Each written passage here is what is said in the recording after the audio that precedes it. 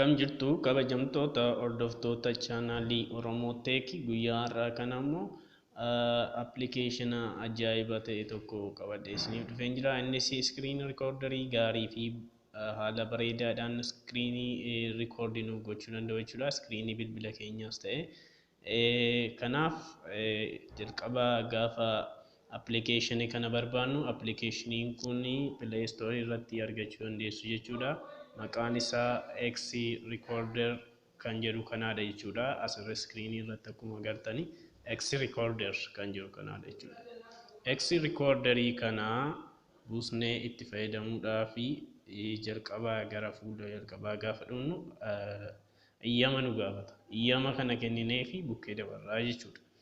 Jalqaba irratti an buusee waan hin jiruu fi eeyyama nan gaafatu itti fayyadamaa waan jira jechuudha.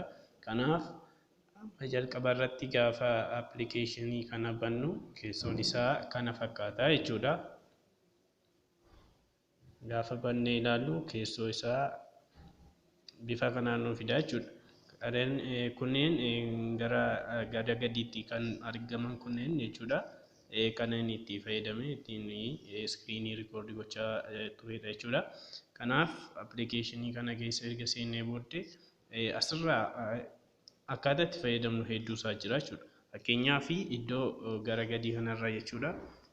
Viidiyoon keenya asirra nuuf ta'a. Kaameeraa keenya asirra oolchuu yoo barbaanne asirra fiduu dandeenya.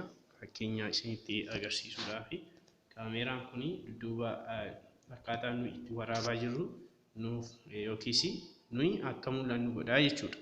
Fakkeenyaaf asirraa gara kana dhufne jechuudha.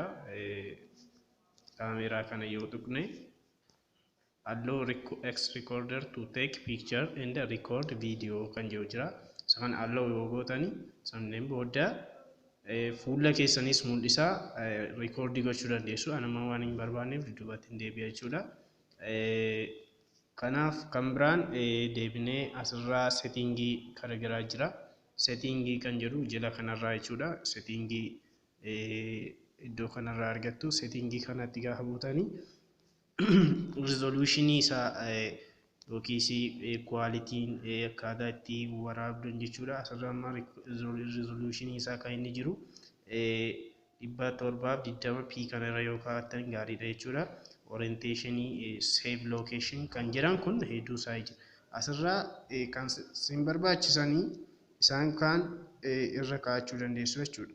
Asirraa brush kan jedhu kun jira. Isaan kanatti akkaataa itti fayyadamuu dandeessanii gara duubaatti deemnee fakkeenyaaf amma brushii kanarraa jechuudha. Gara asii fuula jalqabaatti yoo deebine jechuudha. Asirraa gara olii kanarraa jechuudha. Akkuma agartanii brush kan jedhu kun jira jechuudha. Asirra tuquudhaan brushii kana fayyadamnee yookiis barreessuudhaaf yookiis iddootti mara tuqaa agarsiisuudhaaf kallattii agarsiisuudhaaf fakkeenyaaf asirraa xiyya kana yoo tuqne asirratti xiyyi kun brushii kana agarsiisu yoo jenne fakkeenyaaf xiyya kanaan brushii kana agarsiisneerra jechuudha.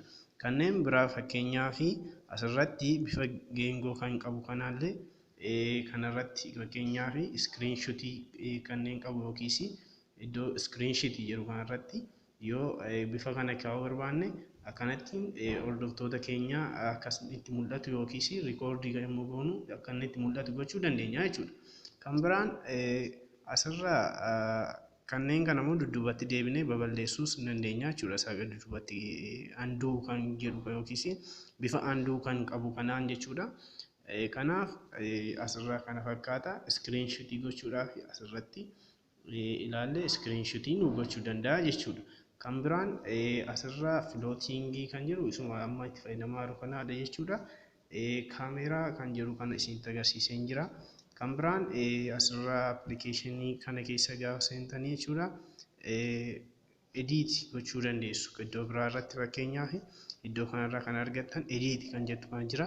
Edit kana yommuu tuqxanii viidiyoo kana edit gochuu dandeessu jechuudha. Mergii yookiis viidiyoo and photo merging yookiis bifa bukkeetiin yookiis biraa kallattii cinaachaan kan mul'atan kanaan agarsiisuu dandeessu jechuudha. Kan biraan edit footoo ni qaba.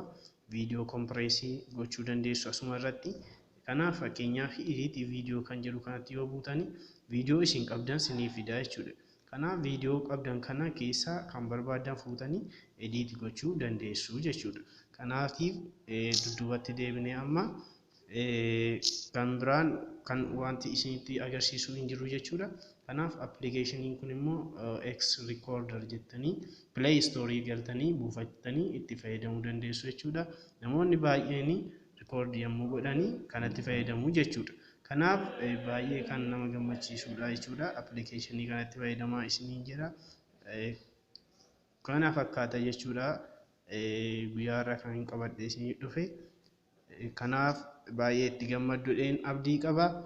Viidiyoo kana immoo hundumti keessan adaraa subscribe, share, like gochuudhaan nu jajjabeessaa isiniin jedha. Ciao ciao.